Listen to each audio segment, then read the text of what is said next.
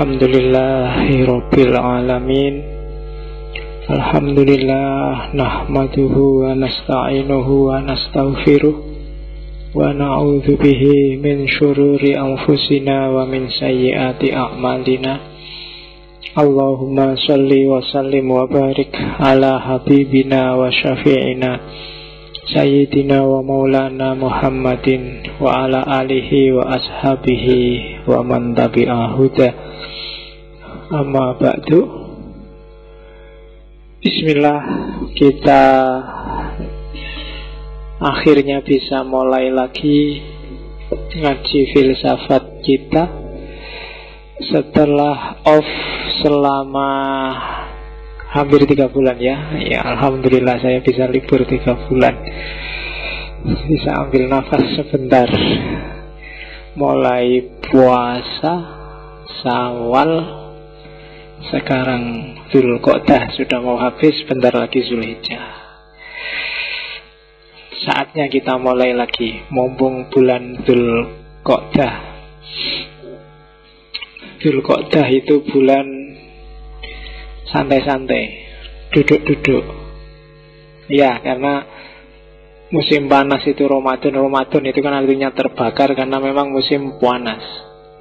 Puncak-puncaknya Syawal. Syawal itu meningkat. Sebelum ada Islam, Syawal itu bukan meningkat amal ibadahnya atau lulus dari Idul Fitri, enggak, panas. Sisa-sisa panas itu masih ada sampai bulan Dzulqa'dah. Makanya terus orang Arab hanya pakai kaos oblong terus duduk-duduk depan rumah. Maka disebut bulan Dzulqa'dah zaman itu. Makanya ono bulan kok artinya dengok-dengok itu kan khas. Tapi ya memang kayak gitu. Ya maknanya aja terus diislamkan. Ramadan itu bulan apa, Syawal itu meningkat, Dzulqa'dah apa. Aslinya ya memang ini bulan santai-santai duduk-duduk. Makanya kita mulai santai-santai duduk-duduk sambil belajar filsafat lagi. Boleh layah-layah di sini bebas. Kalau mungkin ada yang baru, mungkin kakinya selonjor, ndak apa-apa, ndak harus silo, ndak harus ya.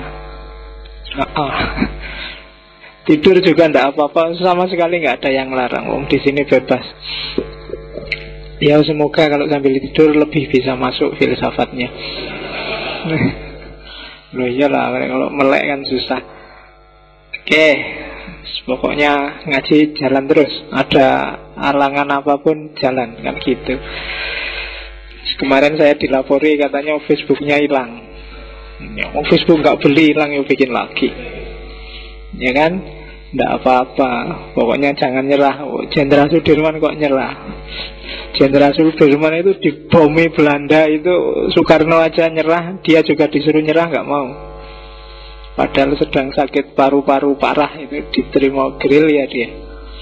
Makanya dikasih nama Masjid Jenderal Sudirman itu jangan gampang nyerah. Godaannya mesti banyak. Jadi sebagai jamaah Sudirman juga gitu, jangan gampang nyerah. Meskipun sudah semester tua, yuk dilanjutkan kuliah tetap. Oke, ya, tidak ada kata menyerah. Ya, Jenderal Sudirman itu, yang saya ingat dari Jenderal Sudirman itu perokok berat. Jenderal Sudirman itu sampai sayangnya sama rokok, sampai dilarang sama dokternya itu dia kelimpungan, akhirnya yang disuruh ngerokok istrinya. Jadi istrinya suruh ngerokok depannya, terus asapnya disumburkan ke wajahnya. Jadi istrinya namanya Ibu Siti Alfiyah.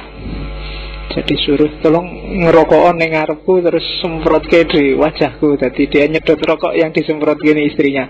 Jadi kalau ditanya dokter, ngerokok pak? Enggak, saya ngerokok istrinya. Ya, jadi itu strateginya Jenderal Sudirman. Bisa ditiru bagi yang tidak punya uang beli rokok. Kamu dekatlah temanmu yang ngerokok, terus sedotan hasil sedotannya dia. Itu bagi-bagi asap rokok sedekah. Jadi merokok di depan orang yang merokok itu sedekah. Cuma di depan orang yang nggak ngerokok itu penyakit. Oke, Jenderal Sudirman itu Hizbul Waton Muhammadiyah, tapi sakti, bisa nyuwuk, bisa punya keris, bisa punya jimat. Itu Jenderal Sudirman. Banyak cerita-cerita Jenderal Sudirman nyembuhin orang sakit dengan air putih yang difatihai. Punya banyak koleksi keris. Beberapa kerisnya yang ditaruh di museum bisa hilang, tidak tahu kemana, karena kerisnya sakti-sakti.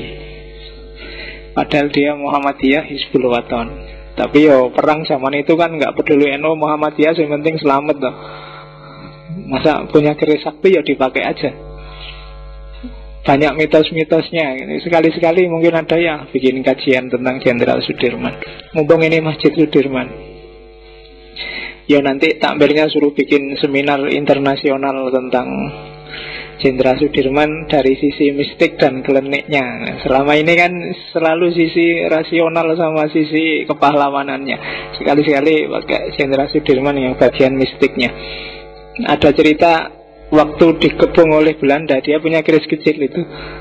Jadi kerisnya cuma diangkat ini, di atas itu pesawat. Tiba-tiba hujan deras, angin besar, dan pesawatnya tidak sanggup, terus pergi lagi. Ada cerita waktu sudah kepepet, pasukan Belanda sudah di depannya semua, ini pasukan sudah depan-depan, tinggal selangkah lagi ketemu, dia ngambil bubuknya merica itu ditiup, bus. Tidak ada satupun Belanda yang lihat pasukan sebanyak itu. Ceritanya, ya kan harus diteliti. Cerita itu kan nggak ada asap kalau nggak ada api. Makanya coba diteliti. Buku-buku Jenderal Sudirman sih banyak, tapi yang menggali bagian ini masih jarang. Ya nanti kalau susah nyari bahannya, kita fatihai aja Jenderal Sudirman, supaya ngerti nanti cerita sendiri. Oke, bismillah, kita mulai. Ini melanjutkan yang sebelum puasa ya. Sebelum puasa kemarin kan kita ngomong tentang Tuhan yang dibunuh sama orang-orang barat. Jadi filsafat barat modern itu hampir, mungkin hitungan saya 70-an% itu agak sinis terhadap agama dan Tuhan. Argumen apapun yang membuktikan Tuhan terus dibantai sama orang barat. Oke, mungkin saya butuh 2 atau 3 pertemuan lagi sebagai counter pertemuan sebelum Ramadan. Jadi untuk melacak, mencari atau mengcounter argumen-argumen sebelum Ramadan. Hari ini kajiannya tak sebut ontoteologi. Ontoteologi itu kajian membuktikan adanya Tuhan. Minggu depan mungkin khusus sesi untuk mengcounter argumen-argumennya kelompok ateis. Dan minggu depannya lagi, mungkin yang terakhir, kalau kita tidak bosan, saya ingin mengulas sedikit tentang sejarah Tuhannya Karen Armstrong. Ya, karena meskipun itu judulnya sejarah Tuhan, sebenarnya isinya dialektika ketuhanan agama Yahudi, Islam, dan Kristen. Jadi kita masih ketemu 3 lagi. Setelah itu refreshing sebentar, sesi baru. Mungkin rencana saya ke Jepang. Ya, ada beberapa tradisi filosofis religius yang perlu kita tengok yang ada di Jepang. Terus nanti seperti pola kita selama ini kembali lagi ke barat, entah nanti isu apa. Kalau Tuhan sudah, mungkin manusia, mungkin apa gitu. Terus kembali lagi ke timur. Ya kalau ada waktu kita tengok juga Indonesia yang milik kita sendiri. Terus ke barat lagi, dan polanya akan begitu sampai Ramadan yang akan datang, terus libur lagi. Ya, jadi kurikulumnya itu. Ya, terus libur lagi 3 bulan, alhamdulillah. Oke. Ya yang semester-semester tua berarti ini sudah hampir 3 tahun, sudah waktunya KKN dan skripsi.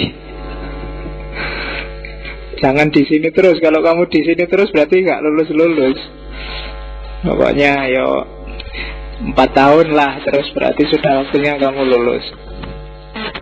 Oke, bismillah ya. Kita mulai. Apa mas? Suaranya? Disipkan dulu, nggak apa-apa. Sudah ya, kamu di situ terus, berarti jangan pindah-pindah. Kalau dipegangi tidak bunyi. Oke, ontoteologi. Ini istilah sebenarnya gabungan antara teologi dan ontologi. Gabungan, kalau teologi itu kan theos dan logos. Kalau ontologi itu ontos dan logos. Taonta. Taonta itu bukan onta di lidahnya orang Madura. Taonta. Enggak, itu bahasa Yunani. Ya, artinya ada. Taonta itu artinya ada.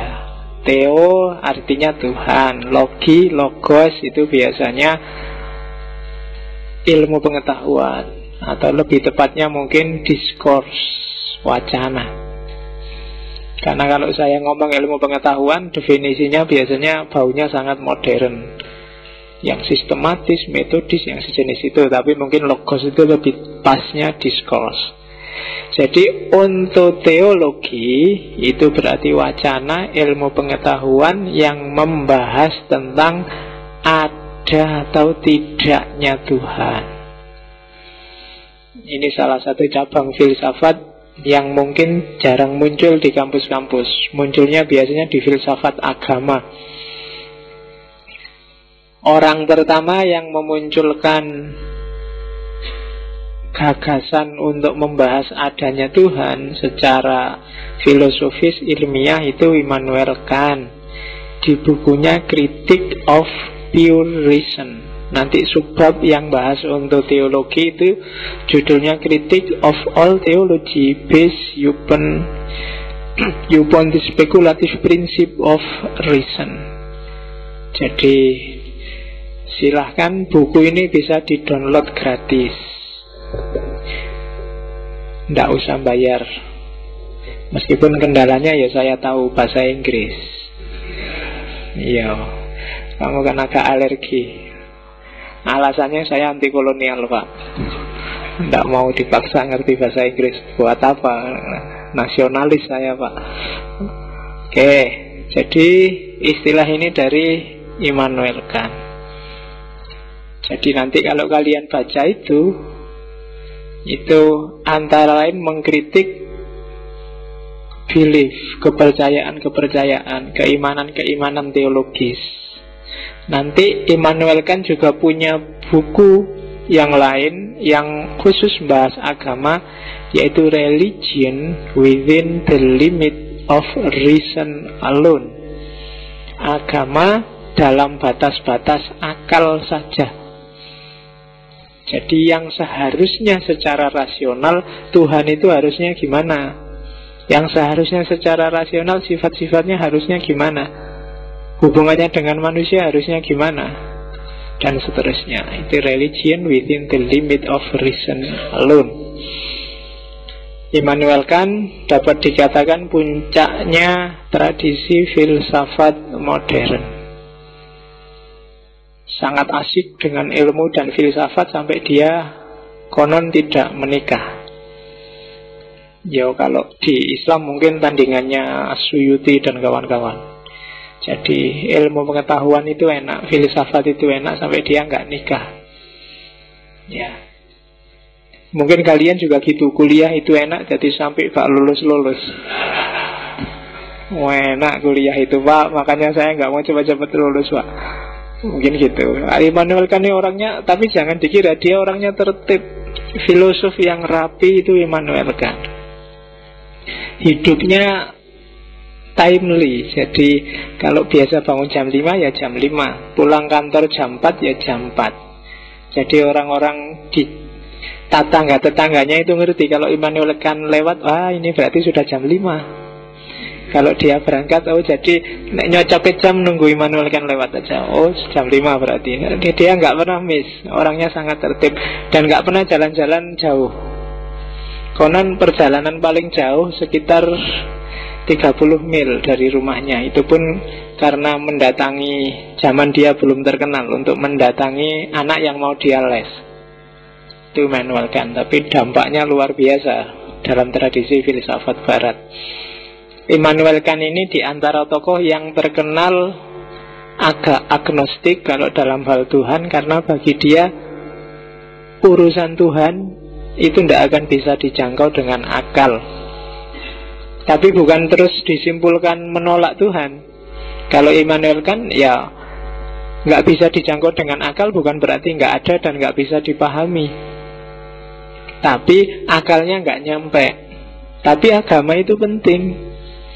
Oleh karena itu, sediakan ruang dalam dirimu untuk agama, untuk Tuhan dan yang sejenis itu.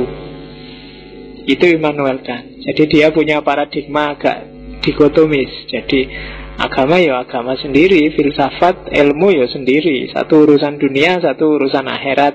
Jadi tidak harus ditabrakkan. Silahkan beriman, tapi tidak harus capek-capek membuktikan Tuhan itu ada apa enggak. Nah itu Immanuel Kant. Oke, jadi ontothéologi itu berarti teknik, logos, wacana, ilmu pengetahuan yang membahas adanya Tuhan. Malam ini kita jelajahi sebentar. Oke, membahas Tuhan itu biasanya kita dihadapkan dua problem.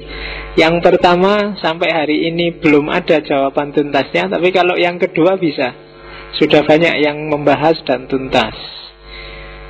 Yang pertama, bisa nggak Tuhan itu dibuktikan secara rasional? Ini kayak sebelum Ramadan kemarin, ternyata semua argumen bisa mentah. Ya kalian cek lagi, mungkin rekamannya masih ada. Pinjem ke yang belum download, pinjem yang lain biar saya nggak ngulang. Jadi bisa nggak sih Tuhan dibuktikan secara rasional? Itu model pembuktiannya banyak dan semuanya bisa dibantah. Tapi kalau yang kedua,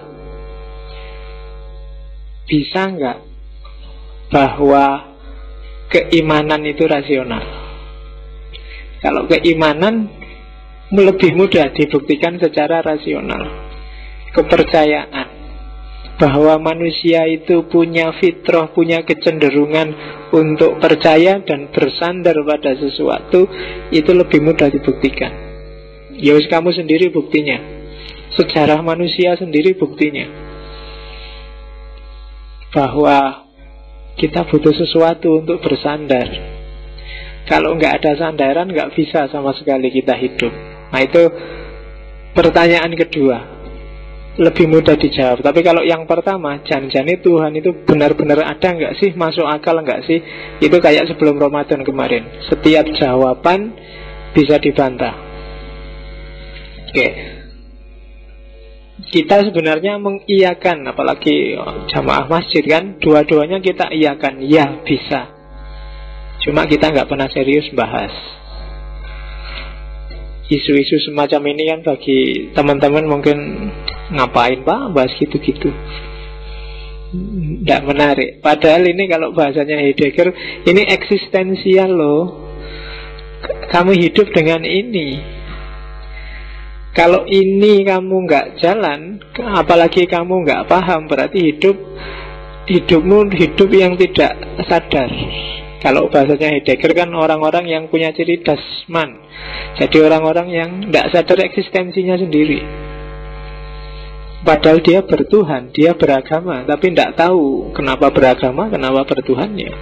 Begitu saja, atau ya manut bapak, atau ya manut ustadznya, atau ya selalu begitu. Jadi selalu manut. Nah, ini pilihan problemnya.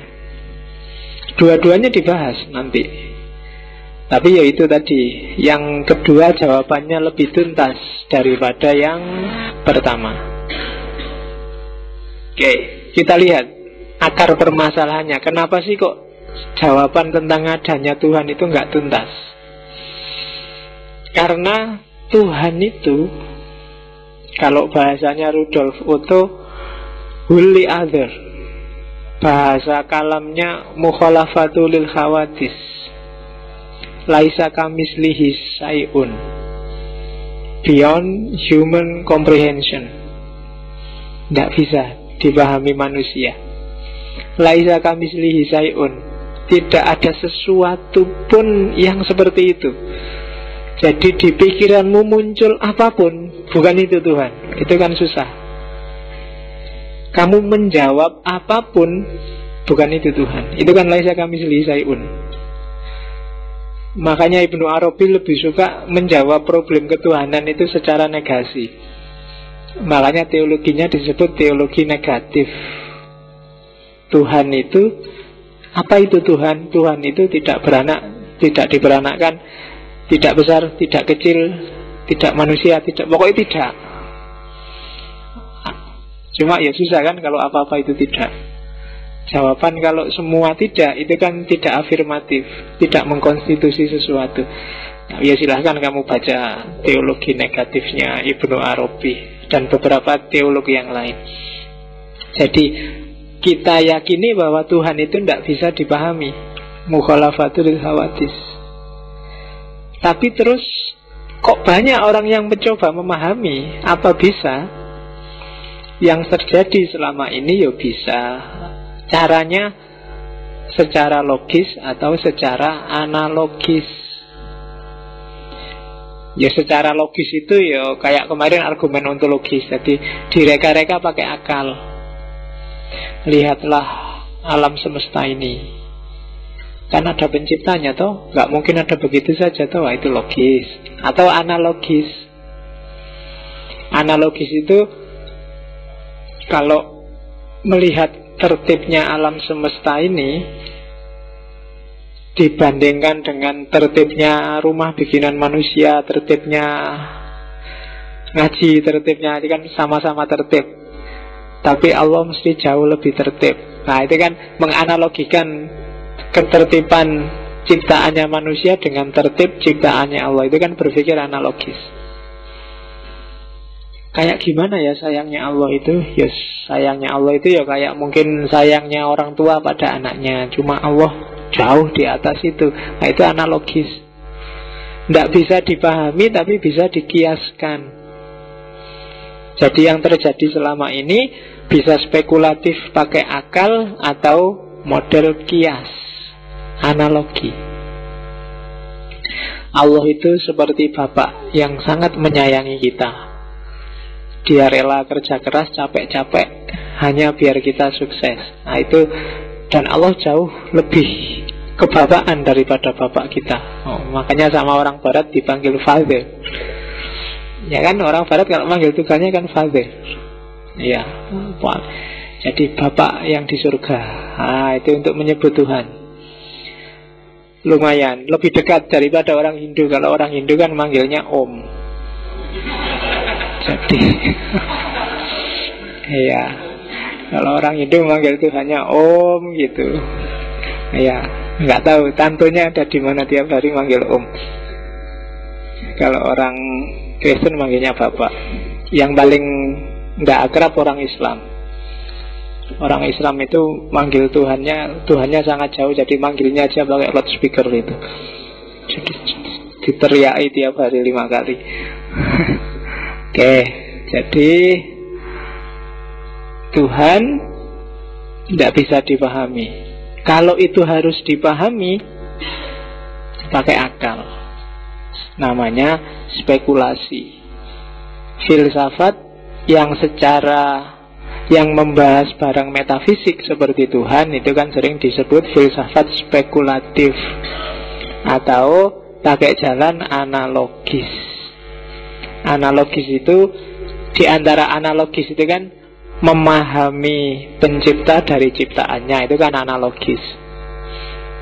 Oke, terus oke lah, seandainya bisa dipahami pakai logika, pakai analogi, terus apa bisa diekspresikan, apa bisa dijelaskan? Begitu dijelaskan, apa tidak malah membatasi Tuhan? Begitu dijelaskan Tuhan itu kayak gini loh, Tuhan itu maha penyayang loh. Nah, itu kan seakan-akan membatasi Tuhan sesuai definisi kita tentang sayang. Itu apa bisa? Ya bisa. Biasanya yang dilakukan apa? Language game. Ini sebenarnya teorinya Wittgenstein. Ya nanti next season mungkin kita setelah Tuhan bisalah kita ambil misalnya filsafat bahasa. Jadi language game itu ya, bahasa itu tidak urusan maknanya apa, tapi urusan digunakan untuk apa. Bolehlah Tuhan itu kita sebut maha penyayang, yang penting bisa ditangkap.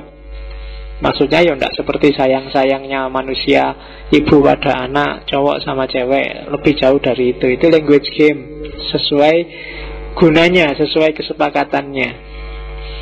Jadi kalau ada yang tanya, Tuhan itu laisa kamislihi syai'un kan? Apa bisa dipahami? Bisa, asal akalnya jernih. Pakai akal namanya spekulasi, pakai logika atau pakai analogi. Kalau misalnya ada hadis yang bilang berpikirlah tentang ciptaannya dan jangan berpikir tentang zatnya, itu maksudnya bukan kok terus nggak usah mikir Allah, mikir ciptaannya aja. Maksudnya apa? Pahamilah Allah lewat ciptaannya. Itu cara berpikir analogis. Kenapa? Kalau berpikir langsung tentang Allah, mungkin kamu tidak ketemu-ketemu. Pikiran memahami Allah kan susah ya. Kayak gimana sih Allah ini? Tidak konsisten sama sekali. Misalnya katanya penyayang, tapi kok sering ada bencana. Katanya adil, tapi itu yang koruptor, yang jahat-jahat kok malah uangnya banyak. Kita yang jujur tidak punya apa-apa, dan seterusnya. Itu kan kamu bingung memahami langsung. Nah itu bisa pakai jalan analogis. Oke, nah terus seandainya sudah bisa dipahami, apa bisa diceritakan begitu saja, diomongkan begitu saja? Ya bisa. Setelah dihayati, diomongkan bisa. Caranya language game. Language game itu bahasa simbolik, tidak tergantung pada makna, tapi tergantung pada fungsi. Para sufi itu biasanya setelah mengalami penghayatan luar biasa berhubungan dengan Tuhan, diekspresikan Tuhan itu tapi pakai language game tadi. Bagi yang tidak paham language game, maka kadang-kadang dia salah paham terhadap kata-katanya para sufi. Sufi itu kan kayak orang yang jatuh cinta luar biasa sama Allah, termehek-mehek pokoknya, Allah itu adalah segalanya. Itu kan kalau dianalogikan orang yang jatuh cinta kan juga begitu. Engkaulah segalanya, engkau ada dalam hatiku, kan gitu. Sufi kan juga bilang gitu, Allah ada dalam hatiku, tiap hari ku peluk, tiap hari kan gitu. Tidak akan pergi dari diriku. Itu kan language game. Kalau dipahami, oh kok Allah ada dalam hati, Allah di situ berarti, wah musyrik itu, Allah masa ada di situ kan. Nggak, itu language game. Jangan dipahami harafiah. Kalau dipahami harafiah, ya tiap hari kamu ngamuk, ya kan? Lihat, wah itu murtad itu, wah itu kafir, akan selalu begitu. Kenapa? Loh, itu ekspresi dia. Kayak kamu kalau jatuh cinta kan keluar banyak kata-kata yang itu kalau diterjemahkan langsung dipahami letterlek itu ya mungkin ketawa orang baca, ya kan? Aku makan ingat kamu, aku tidur ingat kamu, itu orang moco iki opo.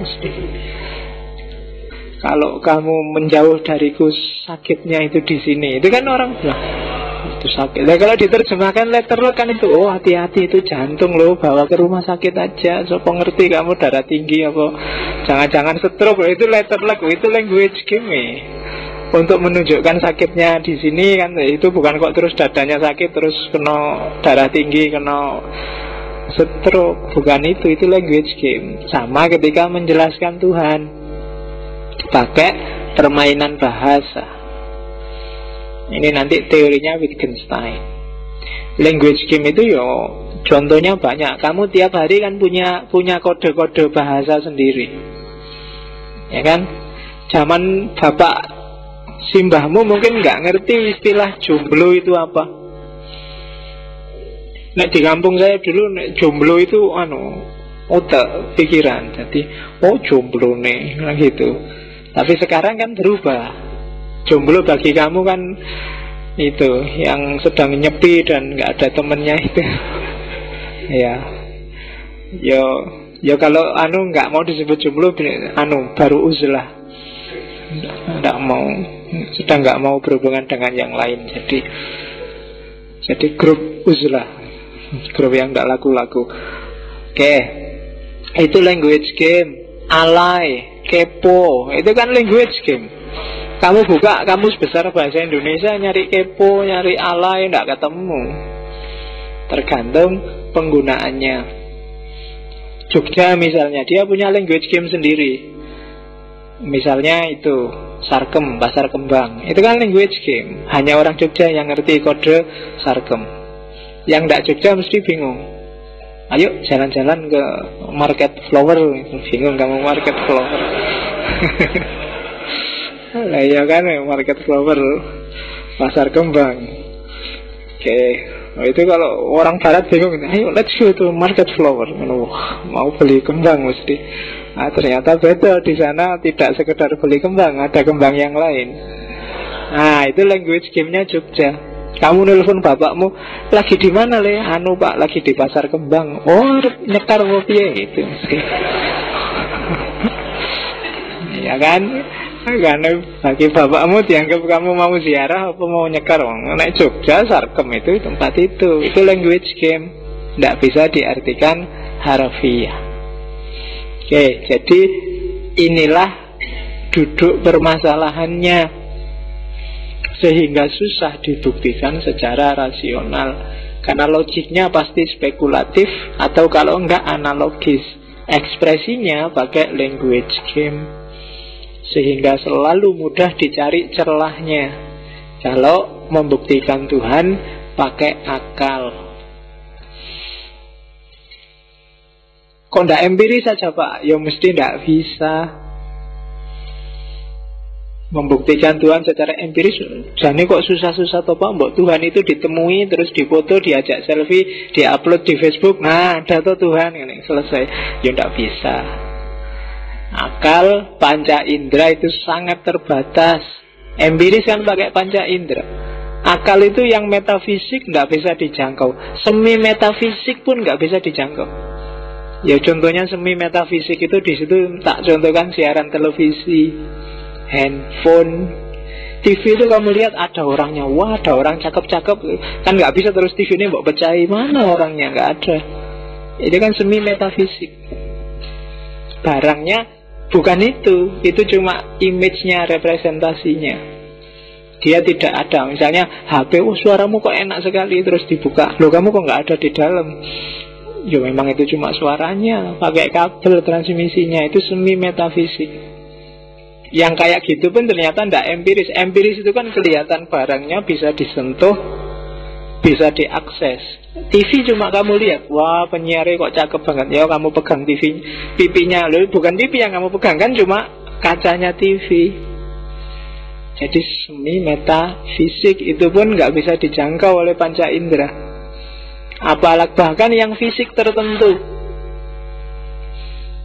Contohnya di situ tak kasih contoh. Fisik tertentu itu jelas, misalnya dirimu sendiri, hubunganmu sama ibumu kan kamu nggak membuktikan sendiri langsung.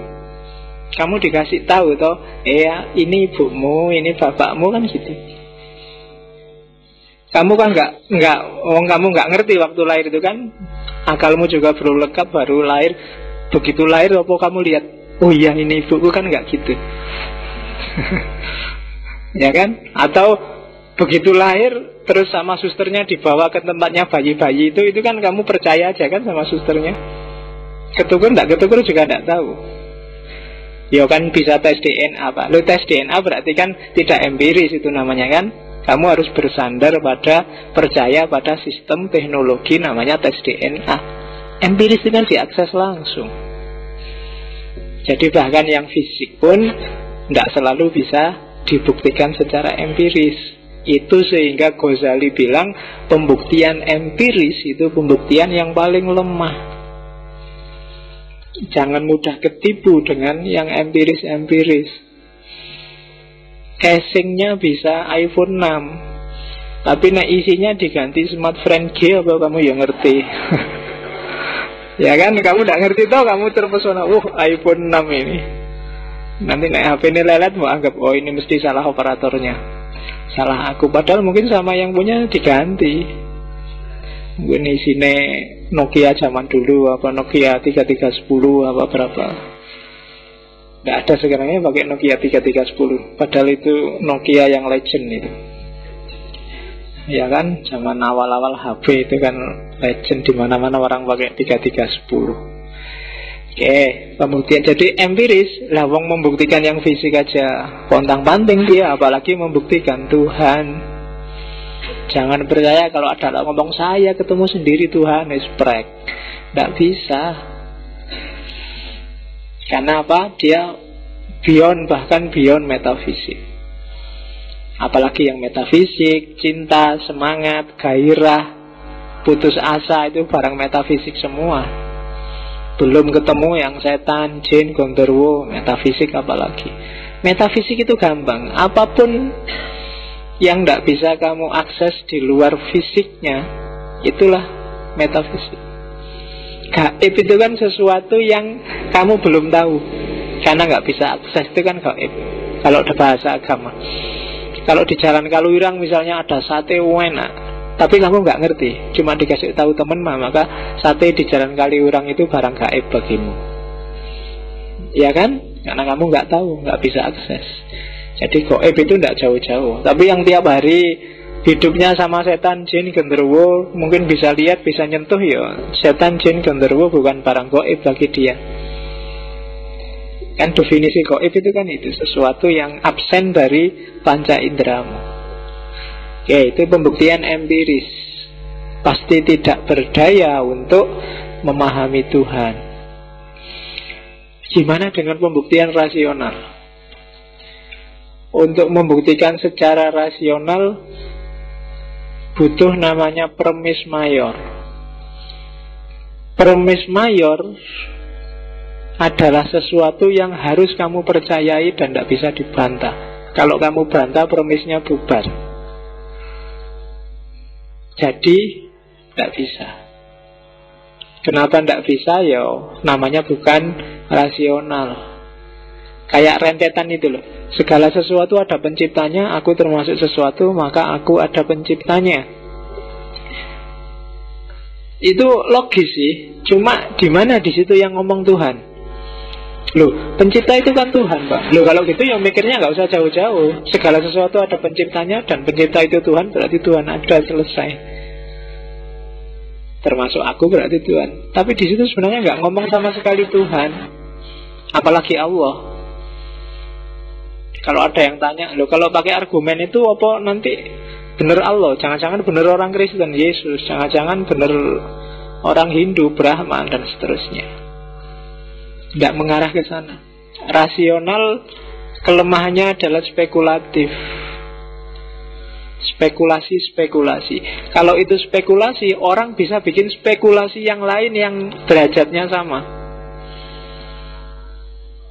Dan spekulasi pasti ada tadi premis mayor yang wajib kamu percaya. Setiap manusia pasti mati. Ini kan kesimpulan yang apa iya sih? Kita kan belum nyampe di akhir zaman. Kalau ingin membuktikan setiap manusia pasti mati, itu kan harus ditunggu sampai kiamat selesai terus. Oh iya, ternyata setiap manusia mati. Kan gitu. Tapi kan kamu percaya saja, ya Pak, setiap manusia mati, kan selesai. Nah, jadi yang rasional sebenarnya juga tidak rasional, karena berawal dari premis yang dianggap pasti benar. Apalagi mikir Tuhan. Kalau nggak diawali dari percaya, berat. Maka katanya Ghazali, argumen rasional itu lebih bagus dari argumen empiris. Tapi juga mudah keliru, mudah ketipu. Ya kan? Pikiran yang sesat itu kan banyak. Sesat menyimpulkan, sesat merumuskan, sesat memahami. Itu rasio. Kadang-kadang yang salah dijustifikasi jadi benar, itu rasio. Tapi dia jauh lebih bagus daripada sekedar empiris. Kayak waktu SD itu loh, kamu sering dicontohin sama gurumu, ada pensil dimasukkan gelas.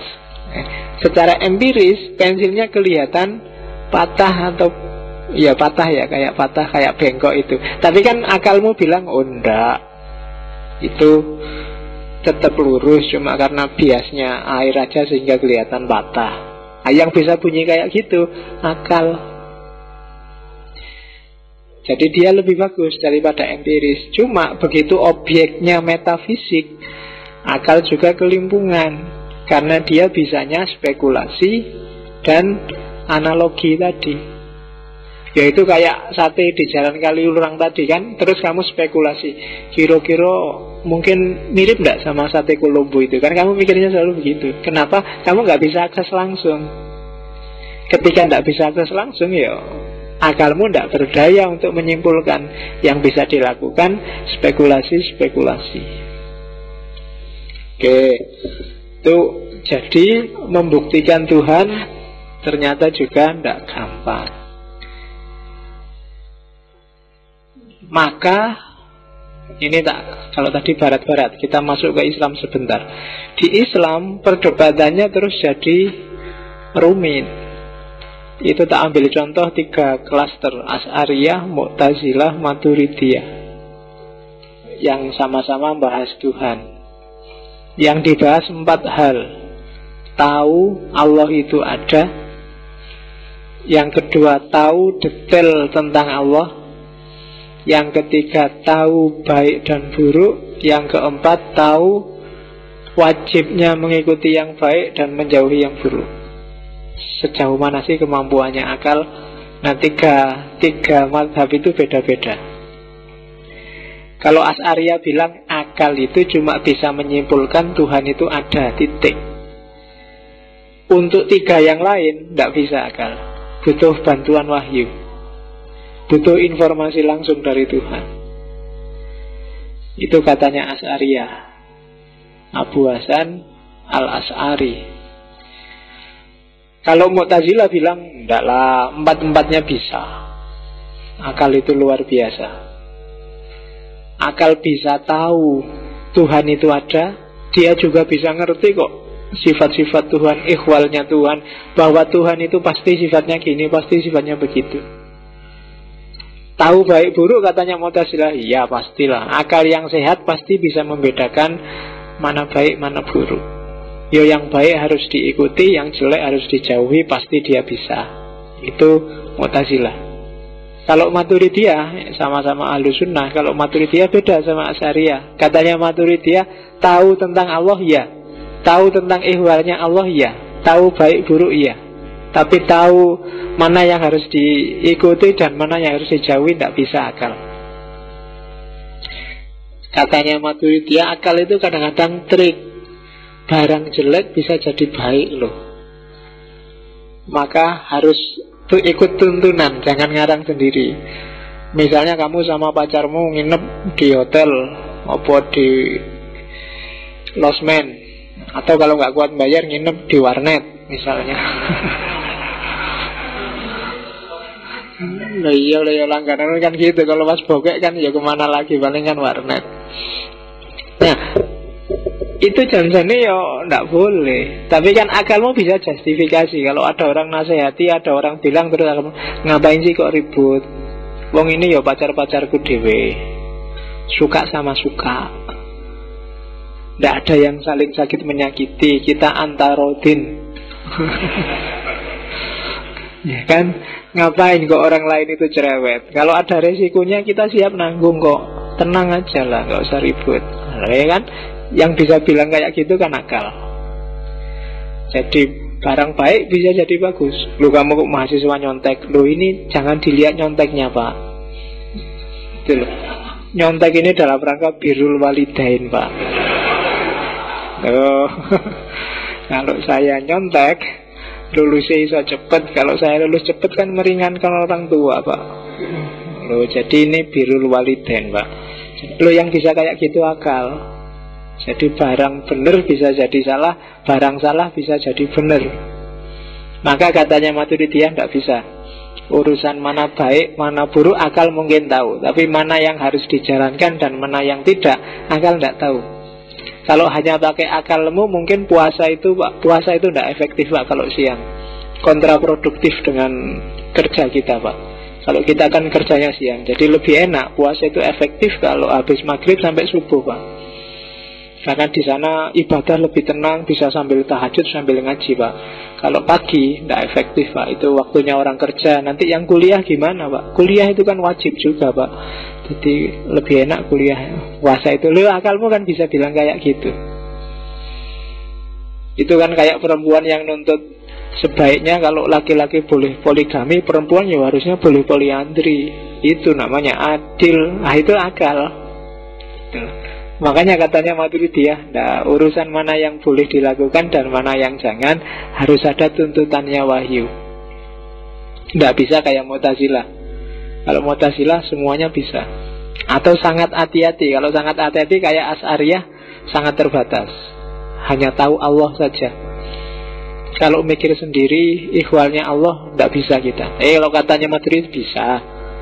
Kita bisa menyimpulkan pakai akal bahwa yang namanya Tuhan, yang disebut Allah itu pasti maha kuasa, pasti tahu segalanya, pasti pengetahuannya meliputi masa lalu, masa kini, masa depan, karena dia Tuhan. Nah, itu akal bisa. Tahu baik buruk, ya pasti juga bisa. Nah, itu bedanya tiga aliran besar, Asy'ariyah, Mu'tazilah, Maturidiyah. Oke, kalau Khawarij gimana? Kalau Khawarij tidak tahu semuanya kecuali dari nas. Kalau Maturidiyah, wallahu a'lam bishawab, jangan diputuskan apa-apa, serahkan semuanya pada Allah. Kalau Syiah, apa kata Imam? Ya, lebih simpel. Nah, yang agak bermain dengan akal itu Asy'ariyah, Mu'tazilah, Maturidiyah. Baik Mu'tazilah lama maupun Mu'tazilah baru, Neo Mu'tazilah, atau kadang hari ini disebut Islam liberal. Kalau yang tradisional ada Asy'ariyah sama Maturidiyah. Tak cuplikkan dikit yang kalem ini biar kamu ngerti, oh sampai sejauh mana akal dipakai dan tidak dipakai dalam tradisi kalam. Meskipun konteksnya tentang Tuhan. Pada saatnya ketika filsafat, kita masuk ke philosophy of kalam. Jangan salah, pikiran-pikiran ketuhanannya Mu'tazilah itu jauh lebih rumit daripada pikirannya Thomas Aquinas dan kawan-kawan.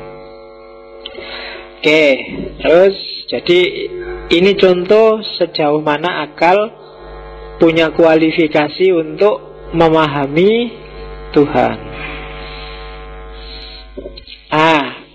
Akhirnya apa? Dari beberapa asumsi di atas mulai awal tadi, akhirnya nanti ada 4 kubu dalam filsafat ketuhanan. Ada kubu dogmatis, ada kubu skeptis, ada kubu kritis, ada kubu historis. Jadi dari asumsi-asumsi di atas ada yang dogmatis. Kita sebenarnya ada di sini. Dogmatis itu yang yakin Tuhan itu ada atau yakin Tuhan tidak ada. Jadi apa? Saya pernah ada pertanyaan, Pak, orang ateis itu benci ya Pak sama Tuhan, anti ya Pak sama Tuhan? Enggak, mereka enggak anti Tuhan juga enggak benci Tuhan. Kenapa? Wong mereka enggak percaya ada Tuhan kok. Ya kan? Loh, kalau enggak percaya ada Tuhan, gimana mereka bisa benci Tuhan? Oh, Tuhannya enggak ada. Di anti juga enggak ada. Anti komunis misalnya, ada komunisme terus saya anti komunis. Jadi orang ateis itu ya mereka enggak benci Tuhan juga enggak anti Tuhan. Wong bagi mereka Tuhan itu enggak ada. Apa yang mau dibenci? Yang bisa benci Tuhan itu kalian. Ya kan? Dan kayak film India itu, kalau sudah sumpek itu lari ke kuil, Tuhannya dimaki-maki. Akhirnya Tuhannya ngalah. Kalau sudah marah-marah di kuil, balik lagi musuhnya diantemi kabeh, habis sudah. Kayak film India itu kan. Jadi ya, langganan India. Itu kalau India itu kan menurut saya actionnya ngalah-ngalahi film Barat. Orang Barat itu biasanya nembak dikit-dikit cadang musuhnya ambruk semua. Kalau di India musuhnya ditabrak ke tembok sampai hancur, itu bisa bangun lagi. Dibanting dia masih bangun lagi. Sakti-sakti orang India itu. Meskipun polisinya kasihan miskin-miskin. bawaannya cuma jeep jelek itu mesti. Di mana-mana sekarang polisi itu kan pakai mobil bagus-bagus, ada yang BMW ada. Kalau di India tetap pakai jeep jelek itu. Itu khasnya India. Jabatan polisinya cuma 2, inspektur sama komisaris. Di luar itu nggak ada kok jenderal polisi itu nggak ada. Mesti kalau nggak inspektur ya komisaris. Oke, ngomong apa sampai India. Jadi standpoint pertama, percaya atau tidak percaya, yakin ada Tuhan atau tidak yakin ada Tuhan, tidak percaya Tuhan itu ada, itu standpoint yang dogmatis. Yang kedua skeptis, nanti melahirkan agnostisisme, bahwa manusia nggak akan bisa nyampe memahami Tuhan, argumen apapun nggak memadai. Skeptis biasanya melahirkan kritisisme, standpoint ketiga. Jadi bukti-bukti adanya Tuhan yang selama ini ada itu tidak kuat. Semuanya tidak kuat. Semuanya bisa dibantah. Itu kritis. Dari kritis biasanya yang ekstrim lahir standpoint historis. Karl Marx, Nietzsche, Durkheim, Freud, itu semuanya kan standpointnya historis, bahwa jangan-jangan memang Tuhan itu tidak ada dan itu bikinannya manusia. Kalau katanya Nietzsche, itu mentalitas Buddha. Orang yang tidak bisa eksis jadi dirinya sendiri, terus nyari sandaran, dan ketemunya sandaran paling sip itu ya Tuhan. Kalau Marx, itu orang yang kalah secara ekonomi, kemudian menipu dirinya dengan agama dan merasa asik di situ untuk menutupi kekalahannya secara ekonomi. Itu kan ringkesnya kan gitu kalau Marx. Makanya agama terus jadi candu. Begitu kamu kalah di dunia, miskin, sementara yang kafir-kafir kok kaya, kamu tinggal bilang, ndak apa-apa dia kaya di dunia, besok di akhirat tunggu aja. Itu kritiknya Marx. Jadi agama jadi candu. Kalau Durkheim enggak. Kalau Durkheim, agama itu kan media biar masyarakat rukun. Karena masyarakat kan butuh identitas yang sama. Dan identitas paling mudah untuk menyatukan masyarakat itu religi, agama. Kalau zaman dulu agama primitif pakai totem. Totem itu kan simbolnya biasanya binatang. Yang itu ditiru oleh anak-anak pramuka itu loh. Grup kelinci, grup harimau, grup apa kan itu. Itu sebenarnya logika totem. Saya tidak tahu kok grupnya jadi binatang-binatang. Apa ada grup pramuka yang tidak binatang ya? Nanti mau. Ya, ada tadi kita ada. Oke. Gimana menggerakkannya? Kursor hilang. Oke, mungkin besok. Terlalu bagus laptopnya. Oke ya, itu Durkheim. Kalau Freud enggak. Freud itu ya secara umum agama itu jadi semacam substitusi dari libido yang tersumbat. Jadi energimu meluap-luap, nggak boleh kan, nggak boleh haram, bukan muhrim, nggak boleh, akhirnya terus dialirkanlah ke agama untuk aktivitas-aktivitas keagamaan, untuk semacam-macam. Itu katanya Freud gitu. Jadi sublimasi agama itu sebenarnya sublimasi psikis. Jadi kamu sebenarnya ingin bebas macam-macam tapi tidak bisa. Gairahmu meledak-ledak tapi tidak bisa, akhirnya disublimasikan. Tidak apa-apalah, tidak bisa bebas melampiaskan hasrat, tapi kan nanti masuk surga. Kita beramal yang baik, sholat yang rajin, tahajud lah. Kalau nafsunya sudah nggak tertahan, puasalah. Kalau itu jadi sublimasi dari hasrat. Jadi agama itu bikinan kita sendiri. Itu katanya beberapa filosof, Nietzsche, Marx, Durkheim, Freud. Ini yang kadang-kadang bikin orang tidak suka sama filsafat. Cuma orang lihatnya cuma tokoh ini saja, padahal tokoh yang lain banyak. Sama-sama eksistensialis. Jangan lupa selain Nietzsche masih ada Muhammad Iqbal, masih ada Mullah Sadra, bahkan masih ada Ibnu Arabi. Semuanya eksistensialis. Cuma orang lebih wow pada Nietzsche yang anti Tuhan. Jadi terus, wah berarti filsafat itu bikin orang anti Tuhan. Padahal kalau pakai Iqbal, kamu bisa beragama secara aktif, progresif. Kalau pakai Mullah Sadra, kamu bisa mengcombine antara akal, hati, mistik jadi satu. Kalau pakai Ibnu Arabi, apalagi kamu bisa masuk jauh ke wilayah mistisisme. Sama-sama eksistensialis. Cuma orang kan jarang menengok yang Islam-Islam, dianggap pokoknya tasawuf, pokoknya filsafat itu sesat karena anti Tuhan. Karena orang susah membedakan mana filsafat yang produk pemikiran, mana filsafat yang sebagai alat untuk berpikir secara jernih. Jadi sering-sering orang kejebak di situ. Jadi ya jangan lupa Ghazali yang mengkritik filsafat pun sebenarnya sangat filosofis argumen-argumennya. Orang yang tanya apakah filsafat itu tidak membawa kepada kesesatan, pertanyaan itu pasti diawali dari refleksi yang filosofis. Jadi ketika dia menggugat filsafat, sebenarnya dia juga sedang berpikir filosofis tentang fenomena yang namanya filsafat. Jadi itu yang kadang-kadang harus dijelentrehkan lagi. Oke, jadi berpikir tentang Tuhan tadi melahirkan 4 standpoint. Dogmatisme, skeptisisme, dari skeptis kadang-kadang berkembang jadi kritisisme, kemudian bahkan sampai yang historisisme. Nietzsche, Karl Marx, dan kawan-kawan.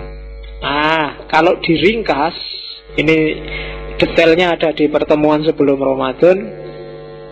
Argumen pembuktian Tuhan itu 1, 2, 3, 4, 5, 6, 7, 8. Ada prime mover. Prime mover itu penggerak yang tidak digerakkan.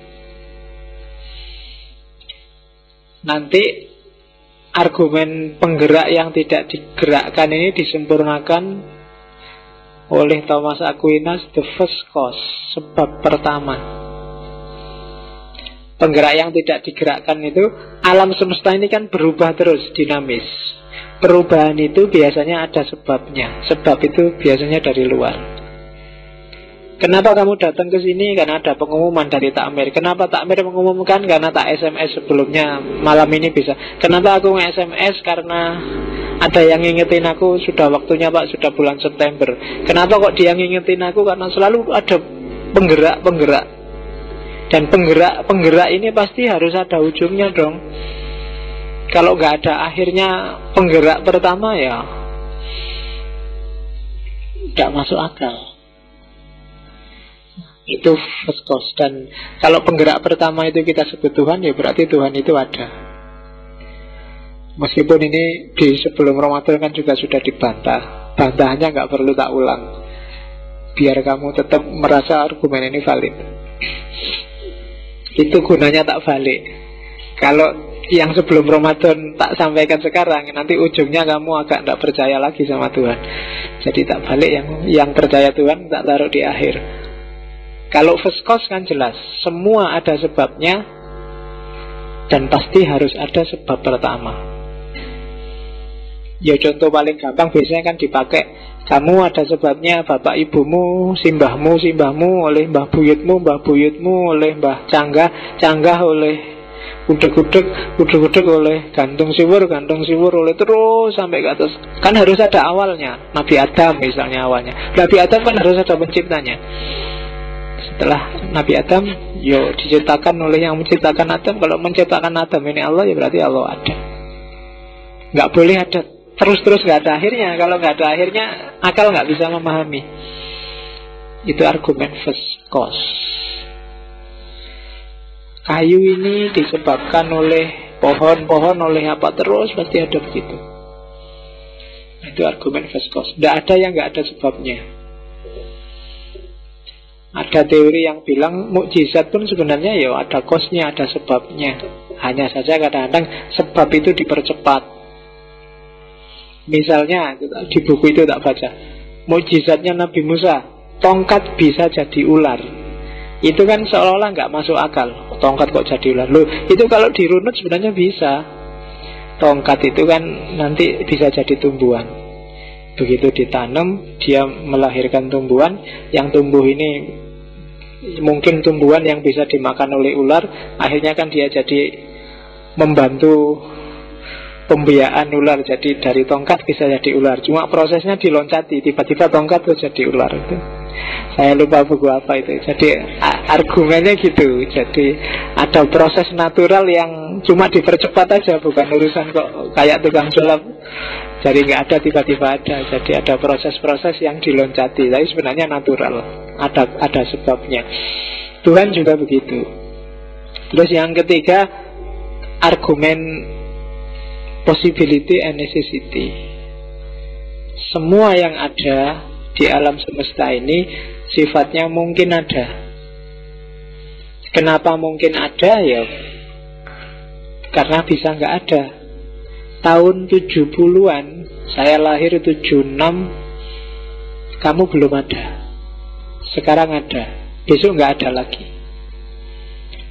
Dari tidak ada jadi ada, kan ada sebabnya. Nah, kalau sudah begitu naik lagi ke first cause. Dari sebabnya tadi semula nggak ada, terus ada terus, dan akhirnya pasti ada. Harus ada yang pasti ada, tidak disebabkan oleh apa-apa. Nah, itu argumen kedua. Argumen ketiga. Argumen keempat, degrees in thing. Segala sesuatu sifatnya gradasi. Ada level tumbuhan, level binatang, level manusia. Manusia ada level anak-anak, level remaja, level dewasa, level tua, level renta, level segalanya. Karpet ini ada level baru, terus ada level agak lama, ada level lama sekali, tua, ada level rusak, ada level dibuang, ada level jadi sampah. Tidak ada yang nggak degree, semuanya degree. Maka dari sekian banyak degree pasti ada wujud yang sempurna. Itu degrees in thing. Nanti kalau belajar wujudiyah, falsafatul wujud, akan ketemu teori gradasi ini.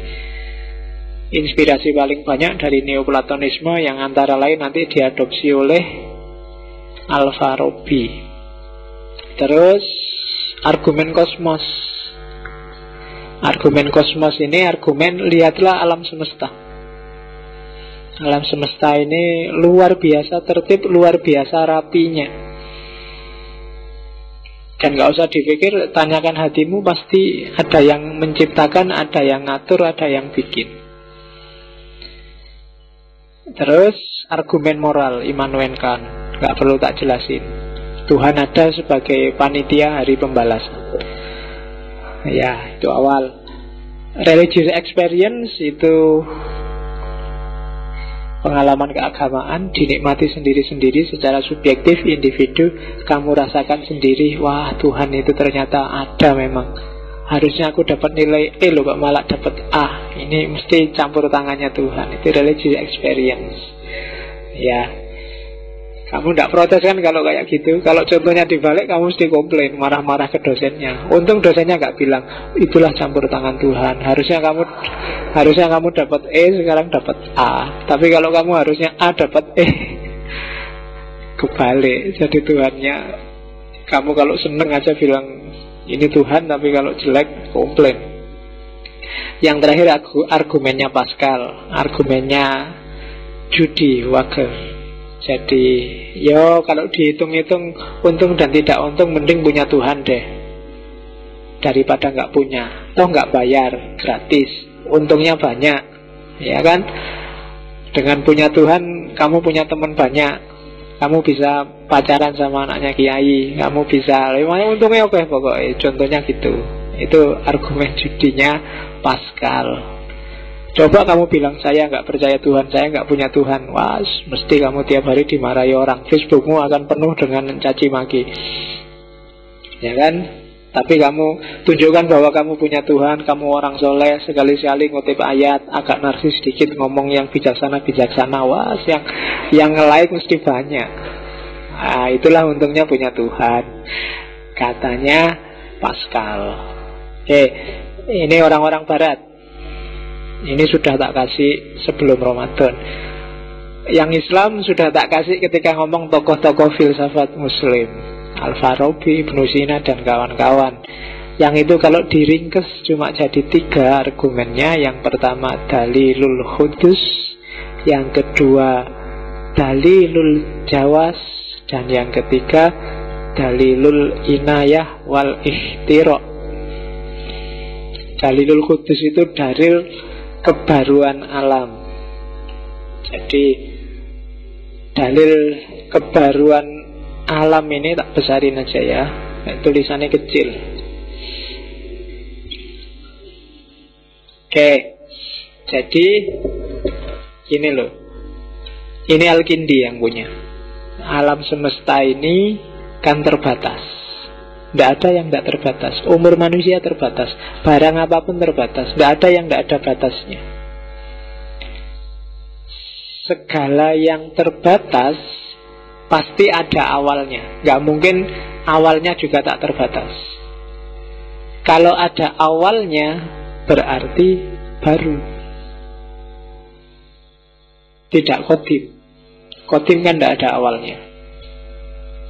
Nah, alam semesta itu kan karena di alam ini segalanya terbatas, ya berarti semua yang melekat di alam juga terbatas. Ruang, waktu, dan semuanya terbatas. Semuanya juga baru. Kalau itu baru berarti ada yang bikin. Dari nggak ada jadi ada. Itu dalilul hudus. Terus dalilul jawas.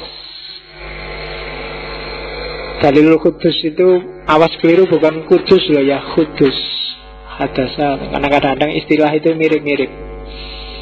Di kampus mahasiswa kuliah tasawuf, zaman saya dulu ada pertanyaan, apa yang dimaksud dengan hulul? Nah, dia nggak ngerti, dia anggap, oh ini salah ketik, mungkin harusnya halal. Iya, terus, iya. Jadi hulul akhirnya definisi halal yang dia tulis, segala yang diperbolehkan oleh Allah untuk dimakan.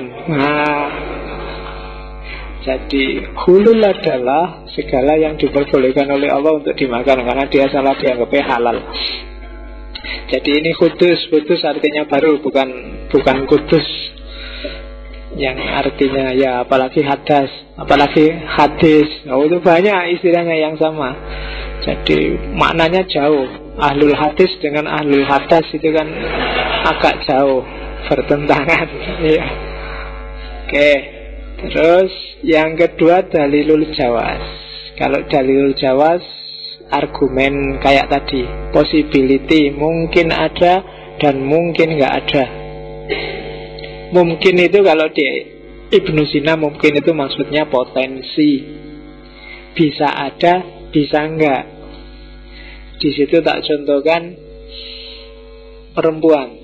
Perempuan itu mungkin hamil, tapi dia tidak bisa menghamili dirinya sendiri. Dia punya potensi hamil. Potensi ini bisa aktual, biasanya ada dorongan dari luar. Kamu misalnya, saya Pak mungkin punya kumis. Nah itu kan ada pendorongnya, akhirnya sampai kumismu keluar beneran, ya kamu makan yang bergizi apa ngasih apa, akhirnya kumisnya keluar. Ada yang enggak, ada yang memang karena genetik enggak mungkin punya kumis. Bahkan ada yang perempuan aja bisa keluar kumisnya. Itu kan potensi. Potensi ini jadi aktual kalau ada pendorongnya. Perempuan mungkin hamil. Kalau dia hamil beneran, pasti ada pendorongnya yang bikin dia hamil beneran. Nggak mungkin kok bilang, oh kok saya tiba-tiba hamil ini, jangan-jangan dihamili jin. Kan sering orang kayak gitu. Ya berarti aktualnya yang bikin dia aktual jinnya. Nggak tahu jin yang merek Lea atau jin yang merek Levi's yang bikin dia hamil. Jadi dalil jawas. Oleh karena itu Tuhan kalau di dalil jawas itu mengaktualkan dari yang semula potensi. Maka Tuhan itu ada. Itu para filosof Muslim, Ibn Rus dan kawan-kawan. Atau dalilnya Ibnu Sina dan kawan-kawan. Kalau yang Ibnu Rus itu lebih suka pakai dalilul inayah wal ikhtira. Dalil inayah itu melihat bahwa, coba dilihat, bumi ini dibikin sangat pas untuk manusia. Suhunya, jaraknya dengan matahari, kelembapannya, kekeringannya itu pas persis untuk dihidupi manusia. Bahkan konstruksi tubuhnya manusia dibikin dia nyaman untuk kepentingan hidupnya. Itu dalil inayah. Itu membuktikan ada desainernya, nggak mungkin kebetulan. Jadi kalau rambut bisa tumbuh terus, tapi gigi tidak tumbuh terus. Sama-sama barang yang bisa tumbuh, itu mesti ada desainernya. Kalau gigimu tumbuh terus, pening kamu. Loh iya kan? Tidak membayangkan. Nanti kayak apa di wayang itu, cakil itu kan, giginya panjang sampai ke depan. Cakil itu wayang yang tidak bisa mati. Matinya karena stres. Stres karena kalau dia meludah itu ludahnya balik lagi, wong giginya gini, gitu depan lagi masuk lagi, jadi stres dia, ludahnya nggak bisa keluar, jadi mati akhirnya. Dalil inayah, nggak ada manusia kayak gitu. Semaju-majunya gigimu tetap masih bisa mengunyah, masih pas untuk ngomong. Kan ada orang yang giginya malah di luar itu kan, orang tertentu. Tapi kan tetap dia tidak tumbuh terus giginya sampai ke depan. Itu dalilul inayah. Itu Allah masih nolong kita loh. Konstruksinya itu selalu pas, semrong apapun. Jadi dalil inayah. Ikhtira juga begitu. Konstitusi konstruksi alam ini pas untuk kita. Sepanas apapun suhu, ternyata kita bisa adaptasi. Meskipun kita mengeluh terus. Hujan, salju pun ternyata orang bisa adaptasi. Disediain bahan banyak sekali di sekelilingmu untuk mengatasi persoalan apapun yang muncul dari alam. Kalau dingin kamu bisa bikin jaket, yang jaket itu terbuat dari kain, kain itu terbuat dari kapas, kapas tinggal dipanen, diambil. Kalau kamu kedinginan, kamu tinggal bikin teknologi kipas angin, nanti dingin sendiri.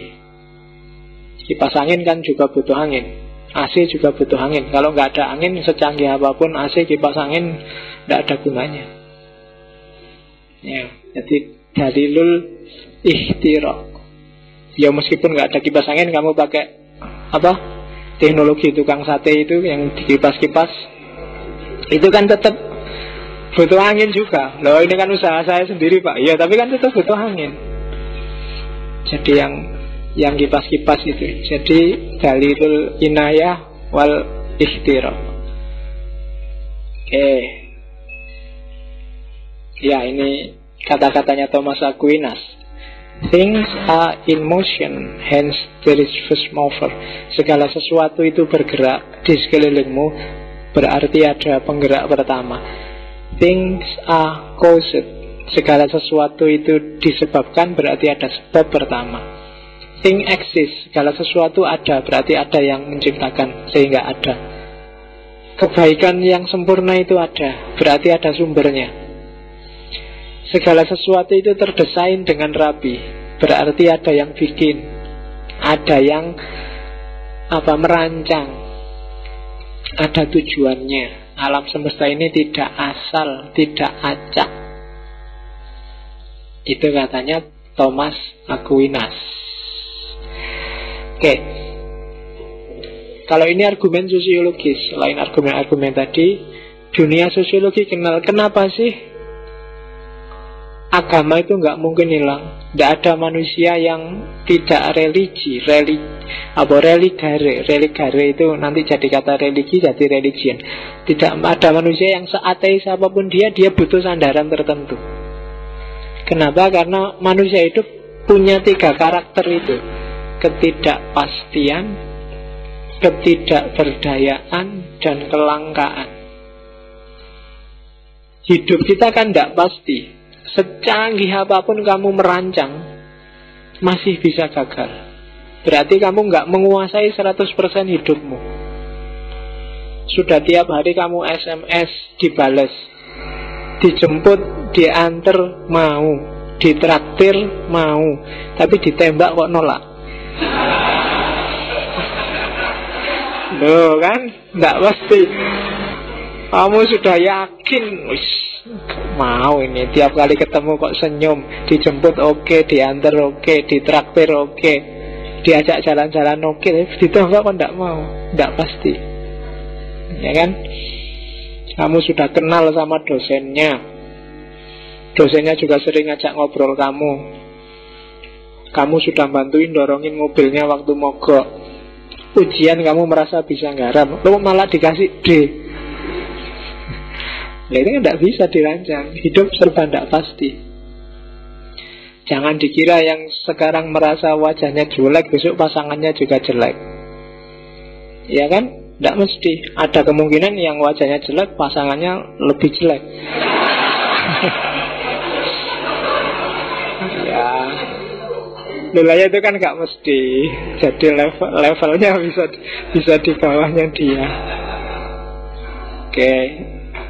Yang kedua, tidak berdaya. Tidak berdaya itu kamu punya batasan-batasan. Saya sih pinginnya kalau ngaji gini, begitu selesai pulang sekali loncat langsung nyampe rumah. Tidak bisa. Kamu tidak berdaya untuk itu, kecuali The Flash kalau jam 6. Jadi kita banyak hal yang kita tidak bisa, banyak hal yang kita tidak mampu. Mikir Tuhan aja sejak tadi muter-muter tidak ketemu-ketemu. Kita dalam banyak hal kita sangat terbatas. Kita butuh dukungan. Maka orang larinya ke Tuhan. Yang ketiga, kelangkaan. Kelangkaan ini lanjutannya dari ketidakberdayaan tadi. Tenaga kita terbatas, bahkan umur kita terbatas, bahkan kekuatan kita terbatas, sumber daya alam di sekeliling kita terbatas. Jadi hidup kita serba tidak pasti, serba tidak berdaya, dan serba terbatas. Ini yang bikin secara naluriah orang butuh sesuatu yang jauh lebih besar dari dirinya. Itu yang bikin orang susah, itu yang bikin agama tidak bisa dibunuh. Meskipun sejak dulu dikritik, disesat-sesatkan oleh orang-orang yang tidak percaya Tuhan, tapi tetap jalan. Kenapa? Secara eksistensial, sosial kita punya 3 karakter itu. Kita tidak menguasai hidup kita 100%. Meskipun kamu tiap hari teriak-teriak bahwa dirimu bebas. Bebas saya, Pak. Saya mau keluar nggak lewat pintu, tak tabrak temboknya, yo tabrakan kono. Ya. Saya pingin main laptop 3 hari 3 malam, Pak. Ayo dicoba aja kalau kuat. Kita serba tidak berdaya. Banyak sekali keterbatasan-keterbatasan. Itu yang bikin orang selalu cari sandaran. Oke. Ini katanya Stuart Case. Stuart Case ini ahli ekonomi, ahli sosiologi. Sebenarnya kata dia, urusan Tuhan itu tidak usah dicari, tidak usah dibahas bukti dan tidak bukti. Urusan Tuhan itu urusan kamu percaya atau tidak percaya. For those who believe, no proof is necessary. For those who don't believe, no proof is possible. Bagi mereka yang sudah percaya, bukti itu tidak penting. Bagi mereka yang sudah tidak percaya, nggak mungkin akan ada bukti. Nggak perlu ada bukti, wong wis nggak percaya. Yang sudah percaya juga gitu, nggak butuh bukti. Jadi intinya ya kamu percaya apa enggak. Kalau percaya ya monggo, kalau enggak ya monggo. Yang butuh bukti kan para filosof. Orang beriman yang percaya, katanya Stuart Case, enggak, dia enggak butuh bukti kok. Aku percaya kamu enggak bohong padaku. Selesai sudah. Enggak perlu nyari-nyari buktinya. Jangan-jangan kamu bohong, itu berarti. Atau aku enggak percaya kamu jujur padaku. Selesai juga kan. Kalau sudah enggak percaya, kamu ngapain aja. Aku enggak percaya kok. Jadi kalau sudah percaya atau tidak percaya, urusan selesai. Kamu percaya Allah? Iya, saya percaya. Ya sudah, wong percaya kok. Saya mau cari buktinya Pak. Oh, berarti belum percaya. Masih nyari bukti toh. Iya kan? Kalau masih nyari bukti berarti belum percaya. Tapi kalau sudah percaya, ya ngapain capek-capek nyari bukti? Katanya sudah percaya. Itu katanya Stuart Case. Ini katanya Pascal. Faith is different from proof. The latter is human, the former is a gift from God. Katanya Pascal yang tadi punya argumen judi, keimanan, kepercayaan itu beda dengan bukti dan pembuktian. The latter berarti yang bukti dan pembuktian itu human, urusannya manusia. Tapi keimanan itu gift from God. Kalau bahasa kita sehari-hari itu hidayah, itu dikasih. Ini nggak tak kutipkan dari Ghazali ataupun dari Suyuti, dari Pascal aja. Kalau pakai Ghazali biasanya gua anggap deso. Biasa Pak, kiai ya mesti ngomong ngono Pak. Halo Pascal lo ini filosof kan, kamu baru mau kan. Jadi faith is different from proof. Jadi kalau urusan bukti membuktikan ya urusanmu, mau buktikan monggo, nggak mau monggo. Tapi percaya dan tidak percaya itu biasanya hidayah, gift from God. Nah, kamu ditakdirkan jadi beriman entah dengan jalan apa saja, itu sebenarnya hidayah. Kalau Tuhan nggak ngasih hidayah, meskipun orang tuamu muslim, mungkin sekarang kamu sudah bosan sama Islam. Pak, sejak dulu sholat terus bosan Pak, nggak ada yang lain apa? Oh, apa nggak capek Allah itu lihat sholat kita? Ya janjane Allah itu ya capek lihat sholatmu sejak dulu gitu aja, nggak berkualitas. Cuma ya gimana lagi? Itu gift from God. Itu katanya Pascal. Oke, kalau ini Khalil Gibran.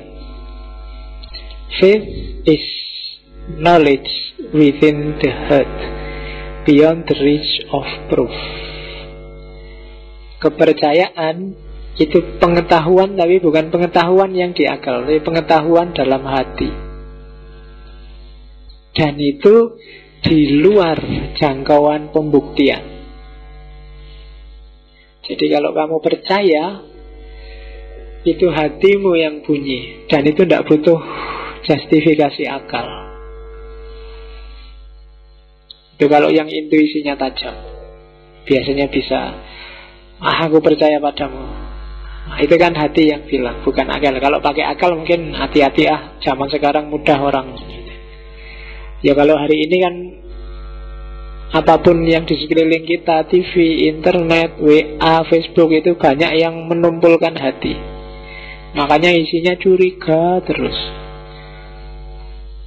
melihat orang lain jelek terus, membenarkan dirinya sendiri, selalu menyalahkan yang lain, itu kerjaannya akal. Tapi kalau hati, intuisi, enggak. Makanya agama selalu menganjurkan husnudzon. Itu tidak dalam rangka menyelamatkan orang lain, tapi menyelamatkan dirimu sendiri. Karena lawannya husnudzon itu suudzon. Prasangka buruk itu dasarnya mesti entah di hulu atau muara pasti ketemu kebencian. Kebencian itu ya awal dan akhir dari kerusakan.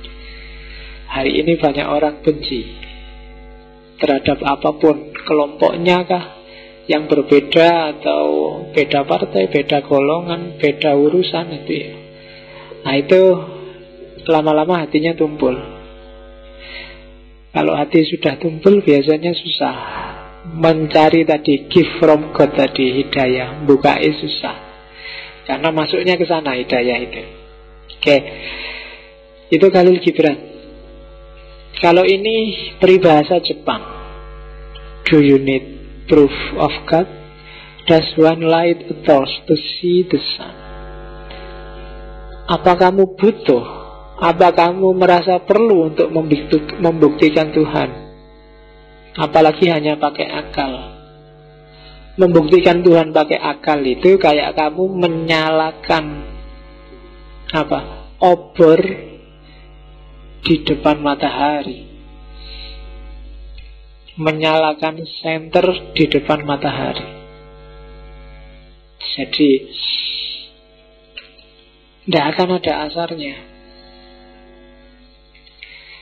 Itu peribahasa Jepang. Cuma tidak tak tulis Jepangnya karena saya juga tidak ngerti Jepangnya apa. Apalagi kamu. Jadi Jepangmu kan biasanya Jepang yang tidak pakai terjemahan. Ya, kamu cuma butuh gambarnya saja. Tidak butuh kata-katanya, karena kata-katanya monoton. Oke. Jadi katanya orang Jepang, tidak perlulah membuktikan Tuhan. Itu kayak menyalakan senter, menyalakan obor di hadapan matahari. Tidak usah dinyalakan, kamu sudah terang dengan sendirinya. Kalau kamu bisa menerima adanya Tuhan. Ini peribahasa terjemahan dari Jerman. The proof God is moving in your life is not what happened to you, it's what happened through you. Kalau kamu nyari buktinya Tuhan, itu dia bergerak dalam hidupmu. Bukan yang terjadi dalam dirimu, tapi yang terjadi karena dirimu. Buktinya Tuhan apa? Kok tiba-tiba kamu bisa nolong orang? Itu berarti Tuhan sedang bekerja melalui kamu. Kok tiba-tiba kamu bisa sayang sekali sama sahabatmu, sama temanmu, bahkan duitmu diutangi sampai segitu banyaknya kamu ikhlas saja. Itu sebenarnya Tuhan sedang kerja dalam dirimu. Itu yang bikin orang bilang, kalau yang saya ucapkan ini banyak benarnya, itu dari Allah. Kalau banyak salahnya, itu dari saya. Itu kenapa? Karena Allah sedang kerja lewat dirimu, lewat diriku yang sedang ngomong. Sejak tadi saya ngomong cengenges-cengenges, mungkin ada 1-2 peletik yang kamu tangkap. Itu Allah sedang kerja melalui diriku. Ya, kalimat Allah sedang kerja ini kan jarang kita pakai. Biasanya dipakai orang-orang Nasrani, orang-orang Kristen kalau ceramah di TV yang perempuan itu. Saudara-saudara, Allah sedang bekerja. Ya kita jarang pakai itu. Tapi enggak Kristen, enggak Islam ya, kalau Allah sedang kerja melalui kita, ya melalui kita. Itu makanya kamu disuruh sedekah, kamu disuruh banyak membantu fakir miskin. Itu maksudnya apa? Kamu jadi jalannya Allah untuk menyantuni mereka, untuk menghidupi mereka. Berbahagialah kalau kamu bisa sedekah, kamu bisa kurban, kamu bisa zakat. Kenapa? Allah sedang ingin kerja melalui dirimu. Itulah sebenarnya buktinya Allah itu ada. Kalau hanya kamu mengandalkan otakmu, mengandalkan pikiranmu, mestinya kamu males sedekah, males kurban. Uang itu duit-duitku sendiri, hasil kerjaku sendiri, ngapain dibagi-bagi ke orang? Tapi Allah ingin bekerja melalui dirimu, maka kamu disuruh sedekah. Itulah bukti paling nyata adanya Allah. Terus Ini Voltaire. Katanya Voltaire, if God did not exist, it would be necessary to invent him. Sejak tadi kok kepercayaan pada Tuhan itu dikritik saja, katanya Voltaire. Kalau memang Tuhan itu nggak ada, kita bikin Tuhan biar ada. Kenapa? Karena ternyata dalam sejarah adanya Tuhan itu penting. Secara psikologis, secara sosiologis. Kok ternyata ndak ada? Wah, nanti kita banyak ruginya. Ayo kita bikin ada. Itu maksudnya Voltaire. Kalau Tuhan nggak ada, penting bagi kita untuk ayo kita temukan lagi Tuhan. Jangan sampai dia hilang, manfaatnya banyak. Itu maunya Voltaire. Enak loh ada Tuhan itu. Kalau ada apa-apa, kamu misalnya diundang nanti datang ya ke pesta saya, insya Allah. Nah itu kan kalau ada apa-apa, wah mohon maaf Allah tidak mengizinkan. Enak. Enak buat pelarian kan Tuhan itu. Kalau kamu nggak lulus ujian misalnya, oh Allah sedang bekerja, bikin aku nggak lulus ujian. Ini sudah kehendaknya Allah. Lu manfaatnya banyak punya Tuhan itu. Saya sudah kerja keras tapi Allah menakdirkan gini, kayak gimana? Jadi makanya katanya Voltaire, kalau Allah ternyata nggak ada, ayo kita bikin ada aja. Kalau Allahnya nggak ada, sumpek kita nggak punya pelarian, nggak punya sandaran. Nah itu katanya Voltaire, filosof yang agak uraan dari Perancis. Voltaire mungkin dulu pernah tak ceritain, Voltaire ini dulu yang pernah sinis mengkritik. Jadi kayak di kita itu loh, kalau ada bencana itu kan kita selalu, wah masjidnya masih utuh meskipun rumah di sekitarnya roboh. Nah zaman itu di Portugal ada tsunami, ada gempa bumi dahsyat, gereja-gereja runtuh, rumah-rumah runtuh. Yang tidak runtuh satu-satunya adalah rumahnya gubernur yang korup. Ayo kamu mau ngomong apa? Semua runtuh, tapi rumahnya gubernur yang kurang ajar, yang koruptor itu malah masih utuh. Oh, itu kan ngomongnya susah kan kamu. Padahal mungkin secara logis ya bisa saja kayak gitu loh. Kamu bangun rumah, bangun masjid, yang penting asal berdiri. Sementara dia koruptor karena kaya, rumahnya pondasinya kuat. Jadi waktu bencana satu-satunya yang berdiri rumah itu. Berani gak kamu bilang dengan nada yang sama, semua runtuh kecuali rumah koruptor, ini adalah anugerah Allah? Itu zaman itu debatnya Voltaire sama gubernur yang ada di zaman itu. Oke, jadi katanya Voltaire, pentinglah kita punya Tuhan. Terus loncat satu. Ini Frank Peretti. Frank Peretti ini apa? Novelis fiksi yang paling terkenal di Amerika. Dia bilang, karena dia fiksi, banyak nulis novel, you want proof there is God, look outside, watch a sunset. Gak usah capek-capek mikir, kamu keluar aja sana, lihat sunset, lihat matahari terbenam. Nanti kan ada terasa sesuatu. Itu kan kayak kitabnya Ghazali itu, Hikmah dalam Penciptaan. Saya lupa judul Arabnya, tapi Ghazali ngomong setiap yang diciptakan Allah ada manfaatnya. Langit misalnya, kalau kamu sedang hatimu sumpek, ndangaklah, apa bahasa Indonesia ndangaklah itu? Iya, ndangak itu bahasa Indonesia sudah ya? Enggak bahasa. Iya, mendangaklah, melihat ke langit. Coba lihat, ngerti karpel. Coba lihat langit yang luas, mendung yang berarah. Itu kan hatimu, kamu merasa sangat kecil dan hatimu luas lagi, longgar lagi. Saya lupa judul kitabnya Ghazali itu, apa? Hikmah di balik penciptaan atau rahasia di balik penciptaan. Jadi kalau lihat air itu nanti kayak gimana, kalau lihat laut itu nanti manfaatnya apa, dan seterusnya. Jadi ini Frank Peretti itu mirip Ghazali. Dia bilang, gak usah capek-capek membuktikan Tuhan, lihat aja sunset, kamu otomatis akan bilang Allahu Akbar. Meskipun dia non-muslim loh ya, Allah Akbar tambahan dari aku. Jadi kamu akan takjub sendiri. Tidak mungkin yang kayak gitu itu kebetulan. Tidak mungkin yang kayak gitu itu tidak ada gunanya. Itu Frank Peretti.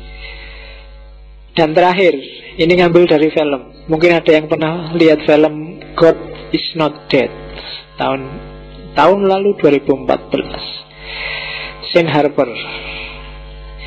Dia bilang, saya tidak tahu kalau kamu lihat film apa ya, sok dicermati kalimat-kalimatnya yang bagus.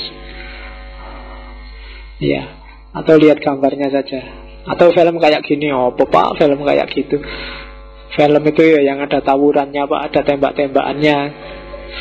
Kalau nggak ada ya adegan ranjang pak, orang sakit. Ayo orang sakit kan adegan ranjang. Katanya Shane Harper, atheists say no one can prove the existence of God, and they are right. But I say no one can disprove that God exists. I see God in everything. I feel His presence everywhere. To me, I know that He exists. Katanya Josh, atau nama aslinya Shane Harper sih, yang aktor. Ya dia cuma ngapalin skenario aja. Ya, harusnya yang dihargai yang nulis skenario. Orang ateis bilang tidak ada seorang pun yang bisa membuktikan bahwa Tuhan itu ada. Dan mereka benar. Tapi aku bilang kebalikannya, tidak ada seorang pun yang bisa membuktikan bahwa Tuhan itu nggak ada. Sejak tadi kan kita sibuk membuktikan Tuhan itu ada. Ayo sekarang dibalik, buktikan kalau Tuhan itu nggak ada. Kesulitannya 2 kali lipat. Loh ya, emangnya gampang membuktikan sesuatu itu nggak ada? Lebih susah. Ya, membuktikan sesuatu ada itu gampang, tapi membuktikan sesuatu itu nggak ada itu jauh lebih sulit. Buktikan bahwa kamu tidak suka padaku, itu susah. Tapi nyari bukti bahwa kamu suka padaku lebih gampang. Membuktikan Tuhan itu ada gampang. Ya lebih mudah daripada membuktikan Tuhan itu nggak ada. Terus kata-kata selanjutnya, I see God in everything. Aku bisa melihat Tuhan bermain dalam segala sesuatu. Tuhan ikut andil dalam segala sesuatu. Aku merasakan kehadirannya di mana-mana. To me, I know that He exists. Bagiku sudah cukup, aku sudah ngerti bahwa Allah memang ada, bahwa Tuhan memang ada. Selesai.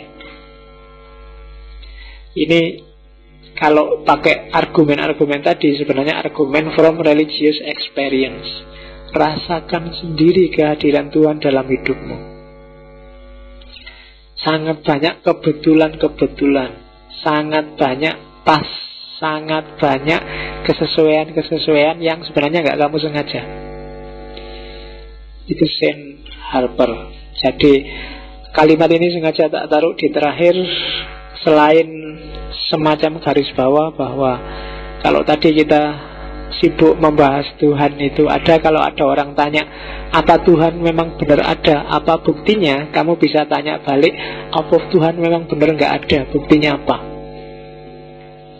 Ya, dan itu bisa lebih panjang diskusinya, karena bukti bahwa Tuhan itu nggak ada akan lebih susah dicari daripada bahwa Tuhan itu ada. Oke, itu materi hari ini. Minggu depan kita lanjutkan dengan, nanti kita rinci satu-satu argumennya orang-orang ateis yang tidak percaya Tuhan itu apa aja, dan kita sebut satu-satu, kira-kira bisa dibantah seperti apa. Itu minggu depan, dan minggu depannya kita insya Allah ketemu sejarah Tuhannya Karen Armstrong. Oke, saya kira itu. Ada pertanyaan? Alhamdulillah nggak ada. Sudah malam.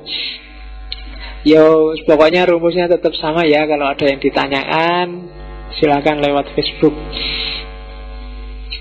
Sebut aja di inbox, karena saya males di wall itu. Kalau di wall itu nanti semua orang bisa komentar.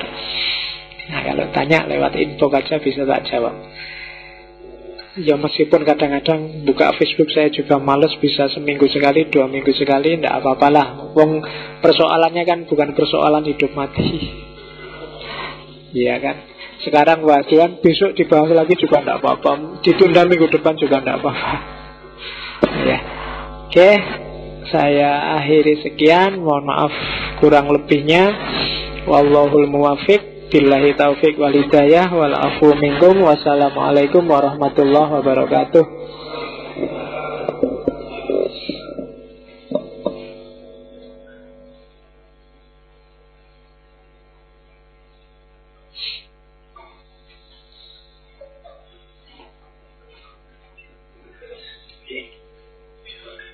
Ya.